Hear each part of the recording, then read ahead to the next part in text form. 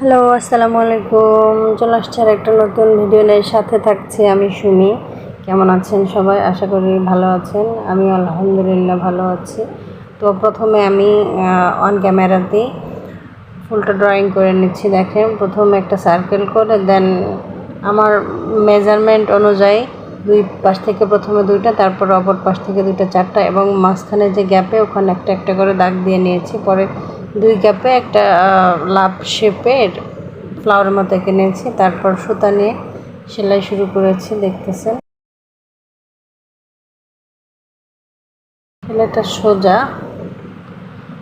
এটা হচ্ছে আমি ডিপ পার্পেল কালার দিয়েছি। প্রথমে ডিপ পার্পেল কালার দিয়ে মোটামুটি একটা সার্কেল আকারে ফুলটা সেলাই করে নিচ্ছি।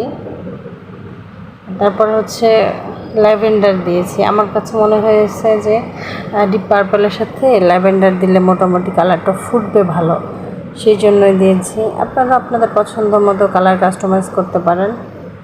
আমার ব্যাকগ্রাউন্ডের কালার সব মিলিয়ে আমি এই কালারগুলো চুজ করেছি। মাঝখানে ফুলের যে মাঝখানটা ফ্রেঞ্চ নট দিয়েছি, তারপর পাতা সেলাই করে নিচ্ছি।